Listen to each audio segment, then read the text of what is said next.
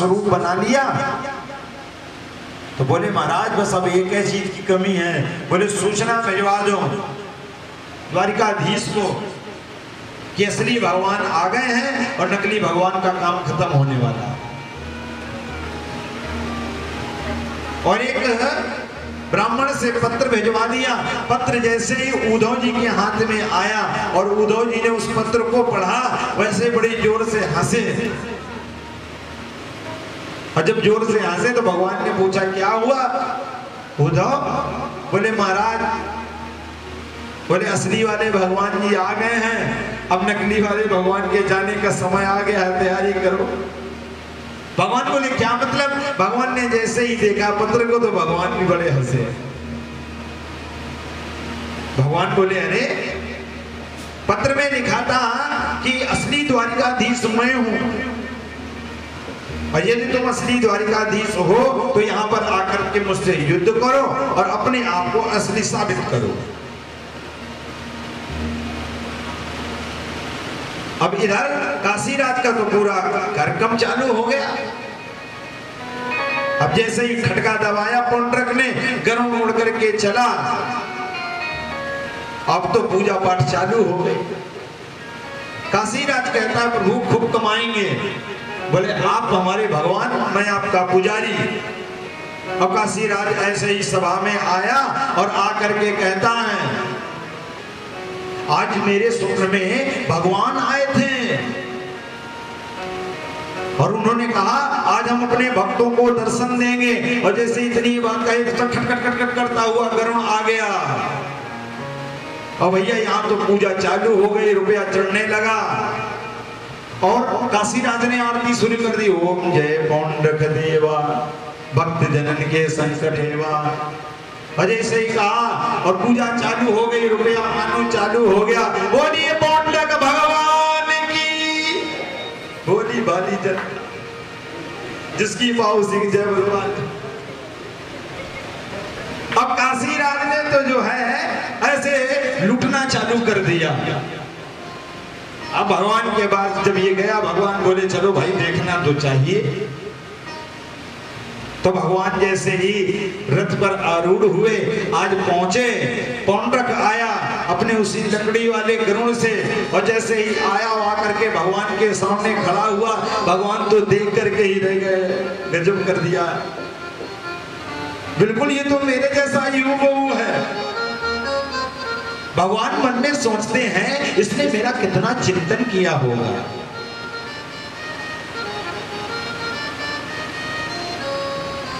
कितना इसने चिंतन मेरा किया होगा। मेरे जैसा ही गरुड़ बनवा लिया, मेरे जैसा ही चक्र बनवा लिया, वैसे ही मणि को धारण किए हुए है, मोर पंख वाला मुकुट। कितना मेरा चिंतन किया होगा पौंड्रक।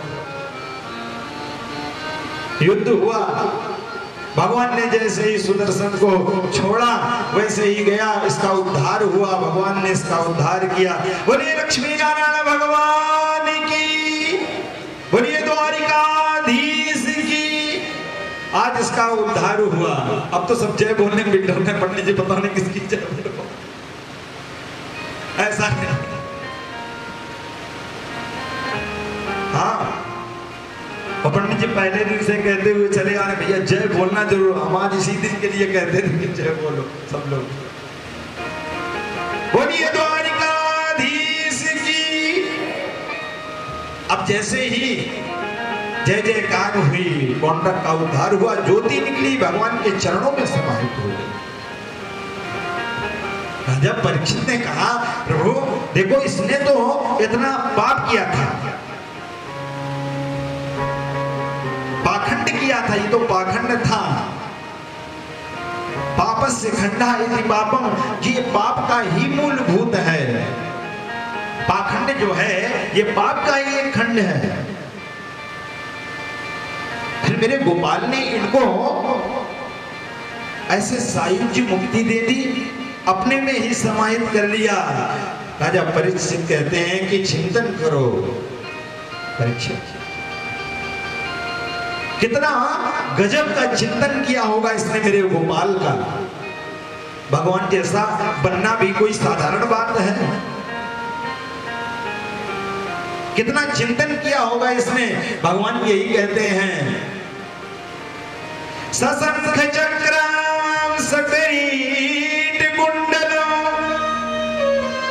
सपीत वस्त्रं सरुचिरुहेक्षणं सहार वक्षस्थल कौस्तुभश्रियं नमामि विष्णुं शिरसा चतुर्भुजं। मेरे जैसा रूप धारण करना कोई साधारण बात है, इसने कितना मेरा चिंतन किया होगा। इसलिए भगवान ने इसको सायुज्य मुक्ति दी।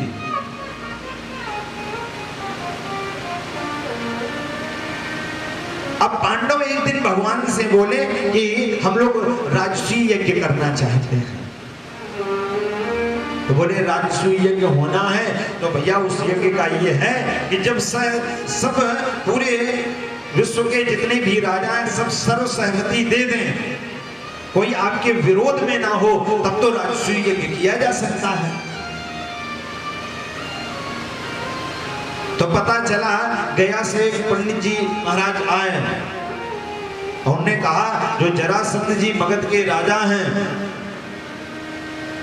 उन्होंने अनुमति नहीं दी है। बोले क्या होना चाहिए? अब भगवान ने भी सोचा, देखो जरासंध का अब समय आ गया। 17 बार ये भगवान से युद्ध हारा था, 18वीं बार में इसने क्या किया? कल हमने इस विषय को थोड़ा सा पीछे कर दिया। 18वीं बार में इसने क्या किया कि ये ब्राह्मणों को अनुष्ठान पर बिठा करके आया था। जरासंध ने कहा कि इस बार यदि मैं युद्ध ये जीत गया तो मैं ब्राह्मणों की बड़ी सेवा करूंगा। और सबको भैया अनुष्ठान में बिठा दिया, संकल्प दे दिया, सब लोग भैया माई की सेवा करो, माई का अनुष्ठान करो। और अब की बार यदि हम कृष्ण को पराजित कर दिए तो हम ब्राह्मणों की बड़ी सेवा करेंगे, ब्राह्मणों के प्रति मेरा श्रद्धा हो जाएगी कि देखो। और यदि ये समझ लेना यदि मैं ये युद्ध हार गया, यदि मैं ये युद्ध हार गया तो फिर ये समझ लेना कि ब्राह्मणों के फिर खैर नहीं। अब ये बात भगवान को जब सूचना में आई तो भगवान ने सोचा देखो, क्योंकि ब्राह्मण लोग तो भगवान के अत्यंत प्रिय पात्र हैं। और उन्हें लगा कि ऐसा ना हो कोई ये ब्राह्मणों की हानि करे, तो अब की बार भगवान मैदान को छोड़ करके भाग गए थे। भगवान का नाम पड़ा था रणछोड़।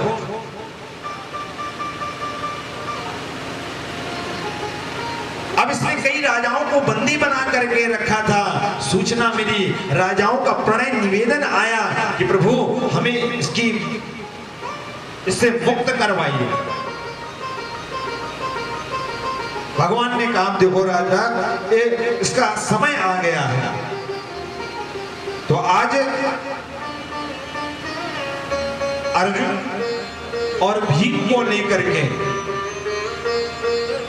भगवान आज मगध के लिए प्रस्थान किए। और तीनों लोगों ने ब्राह्मणों का वेश बनाया, अर्जुन ने भी और भीम ने भी और भगवान ने भी ब्राह्मण के वेश में आए। और जैसे ही आए तो आकर के कहते हैं, अब जरासंध ने जैसे ही देखा कोई ब्राह्मण चले आ रहे हैं तेजस्वी, तो चरणों में लौट गया, प्रभु बड़ी कृपा आपकी, आप हमारे यहां पधारे, अरे मेरा तो जीवन धन्य हो गया। और देखो आप लोग आ गए हैं, मेरा ये नियम है, जब से मैंने, तुमने नाम सुना होगा उस द्वारकाधीश कृष्ण का, बड़ा अपने आप को समझता था। अरे ऐसा युद्ध किया, पहली बार हमने ब्राह्मणों को बिठा करके अनुष्ठान करवाया, और अनुष्ठान करवाया आपकी बार मैं जीत गया। और देखो वो द्वारकाधीश रण छोड़ मैदान छोड़ करके भाग गया। अब भगवान धीरे से अर्जुन की तरफ देख करके मुस्कुराए, देखो बोले 17 बार हारा, उसका जिक्र एक बार भी नहीं किया, और 18वीं बार में हमने इसको जिता दिया तो कहता है कि देखो हमने उनको हरा दिया। महाराज क्या सेवा कर दें आपकी, क्या सेवा आपकी कर दें, जो बताएं आप वो हम व्यवस्था कर देंगे। अब जैसे इतनी बात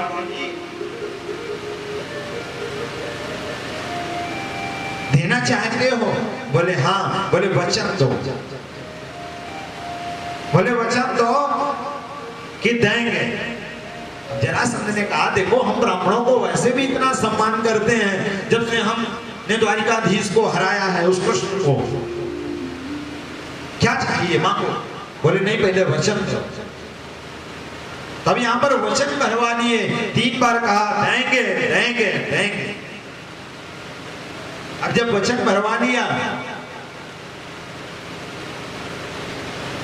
तो कहते हैं कि यदि देना ही चाहते हो, युद्धां नो देहि राजेंद्र, द्वंसो यदि मन्यसे, युद्धार्थिनो वयं प्राप्ता राजन्यानाकांक्षिणः। यदि देना ही चाहते हो तो युद्ध दे दो राजन। कौन हो तुम? युद्ध मानते हो? छल रूप धर करके आए हो, ब्राह्मण नहीं प्रतीत होते हो, कौन हो? परिचय दो। अब भगवान जैसे ही मुस्कुराए इतनी बात सुन करके तो ये जान गया, ये जान गया, उनकी हंसी को देख करके पहचान गया। कहता है मुझे तो लगता है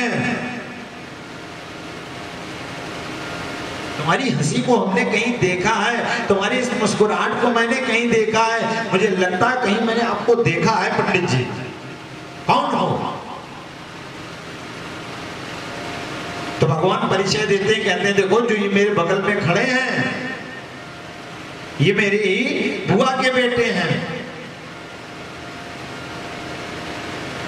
अच्छा, और ये जो मोटे तगड़े आपके बगल में खड़े हैं ये इनके बड़े भैया हैं। ये भगवान परिचय देते हैं। अच्छा, इनका तो परिचय दे दिया, तुम अपना परिचय दो। बोले हम इनके मामा जी के बेटे हैं। ये क्या रिश्तेदारियों पर रिश्तेदारी बता रहे हो, खुल करके बताओ कौन हो तुम? तो जैसे ही भगवान ने कहा मैं द्वारिकाधीश कृष्ण हूं, और मेरे बगल में ये जो खड़े हैं ये अर्जुन हैं और ये भीम हैं, जैसे ही कहा अच्छा अब ये भी काम शुरू कर दिया। हाँ, अभी तक तो भागते थे मैदान छोड़ करके, अब ये छलिया का विवेश बनाने लगे। वचन भरवा लिया मुझसे कि हम देंगे, तो क्या चाहते हो, तुम भी क्या कहोगे?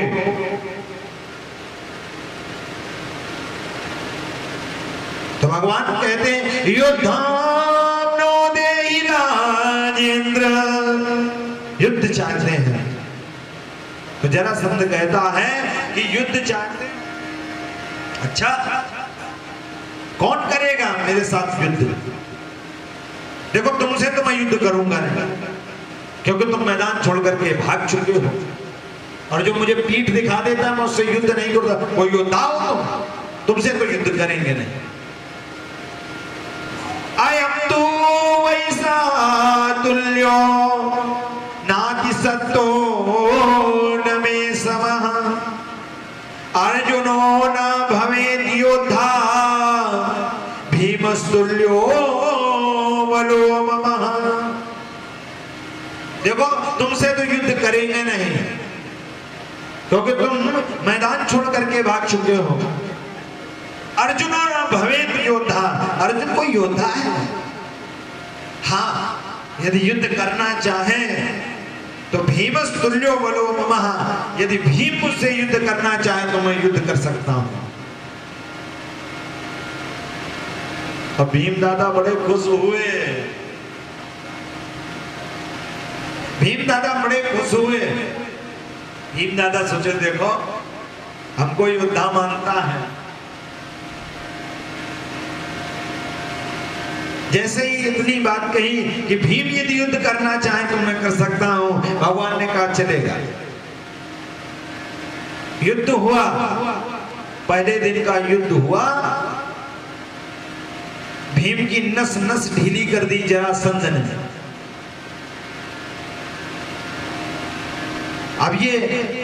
अब इनको लगे अब जैसे ही उसको मारे, इसको वरदान प्राप्त था, कोई भी इसको काटेगा मारेगा कुछ होएगा नहीं, शस्त्र का प्रयोग इस पर नहीं होगा।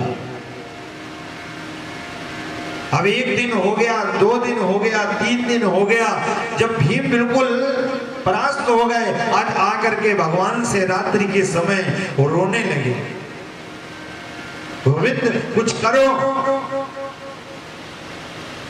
क्योंकि यदि ऐसे ही चलता रहा तो ये तो एक दिन मुझे भी परास्त कर देगा, ये हरता ही नहीं, क्या करें हम इसको।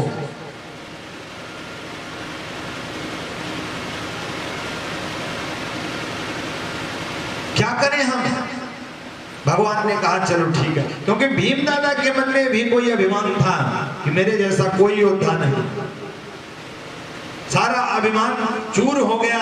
और अगले दिन जब युद्ध हुआ, भगवान सामने बैठे, जैसे ही भीम दादा को इशारा किया, भीम दादा ने इसको बीच से चीर दिया, और जैसे ही चीरा तो भगवान ने एक बांस की छड़ी ली, 2 भागों में विभक्त की, इधर उधर फेंक दिया। भीम दादा समझ गए, जैसे ही इसको लिया इधर उधर टुकड़े को फेंका, इसका उद्धार हुआ, ज्योति निकली, भगवान में समाहित हो गई। बोलिए गोविंद भगवान की।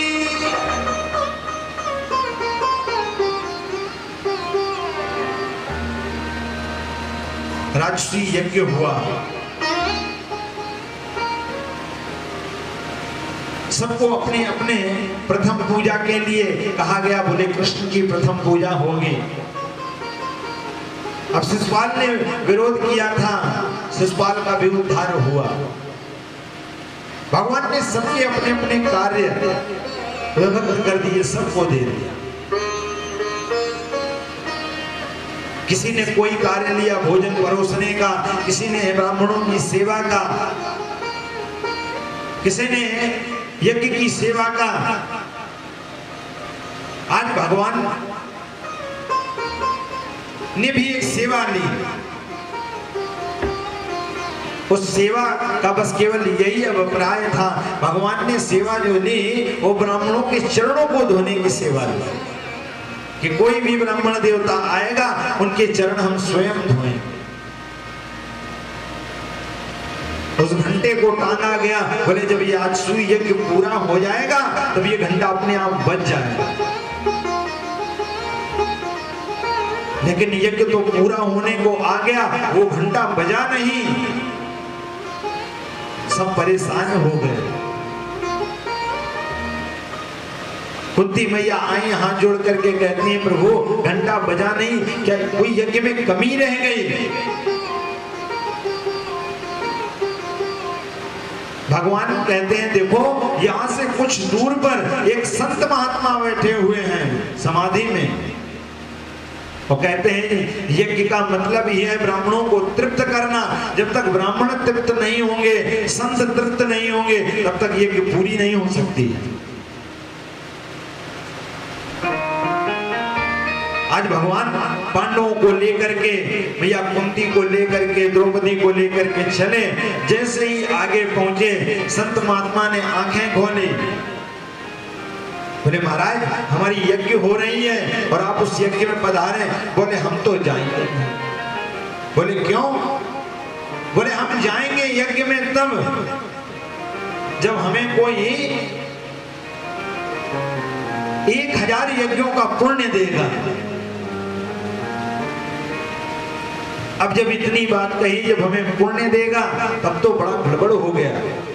अब 1000 यज्ञों का पुण्य कैसे दिया जाए, कौन दे देगा, कौन देगा? भगवान ने इशारा किया, द्रौपदी मैया कहती है हम देंगे आपको 1000 पुण्यों का फल। बोले तो आपने 1000 यज्ञ करी है? बोले 1000 नहीं, करोड़ों यज्ञ की है, क्योंकि आपके इस संत मुखारविंद से मैंने सुना है, कथा सुनने को जाइए तज माया अभिमान, ज्यों ज्यों पग आगे बढ़े कोटिन यज्ञ समान। महाराज आप 1000 यज्ञ की बात करते हैं, हमने करोड़ों यज्ञों का पुण्य दिया है, क्योंकि जैसे ही हमारे कदम बढ़ रहे थे आपके दर्शनों के लिए हमें करोड़ों यज्ञ का पुण्य प्राप्त हो रहा था। प्रसन्न हो गए, अंतर ध्यान हो गए, भगवान की ही माया थी। घंटा बजा, रात्रि यज्ञ पूरा हुआ। बोलिए द्वारिकाधीश की।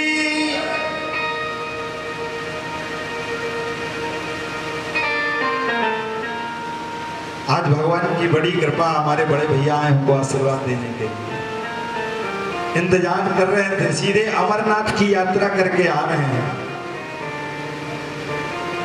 हम तो इनके दर्शनों से ही धन्य हो गए। बड़ी कृपा है, बड़ा स्नेह मानते हैं हमसे। कल ही आए हुए हैं, और जब ऐसे बड़े भाइयों का अनुराग अपने छोटे भाइयों के प्रति हो जाए फिर क्या बात कही जाए। आज इन्हीं का आशीर्वाद है। आहा, जय हो। हम यही बात कह रहे थे, संत मिलन को जाइए तज माया अभिमान, ज्यों ज्यों पग आगे बढ़े कोटिन यज्ञ समान। आज मेरा परम सौभाग्य है, देखो हमारे बड़े भैया आए हैं। एक बड़े भैया की बात कर रहे थे, दूसरे भी हमारे बड़े भैया आए हैं। आपको बताते हुए मुझे बड़ा हर्ष होगा कि 2015 में, अप्रैल 2015 में जब हमने पहली कथा मंच पर 2 शब्द बोले थे तो ये हमारे बड़े भैया का ही आशीर्वाद था। आज बड़े हम सौभाग्यशाली हैं कि मुझे ये अवसर प्राप्त हो रहा है, और हम चाहेंगे कि हमारे बड़े भैया आवे और आगे बैठे आकर के हमारे पास में। हमने व्यवस्था कर रखी, पहले 2 आसन डाले हमने, और आवे और आ करके हमारे लिए 2 वक्तव्य, 2 शब्द हमारे लिए कहें। उसके बाद हम आगे की कथा को हम बोलेंगे। बोलिए बाल कृष्ण भगवान की। आज बड़ा हृदय गदगद हो गया, क्योंकि ये अवसर बड़े संयोग से प्राप्त होते हैं। आज भैया को देख करके इतना हर्ष हो रहा है, यही बात कहेंगे। बड़ी सुंदर ही भागवत जी की कथा कहते हैं, और हम तो ये जानते हैं कि इन्हीं के आशीर्वाद से हम बोल रहे हैं। अपने बड़े भैया के लिए एक ही बात कहेंगे कि चितवत पंथ रहो दिन राती, अब प्रभु देखी जुड़ानी छाती।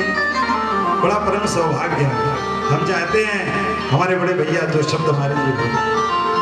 चलिए कोई बात।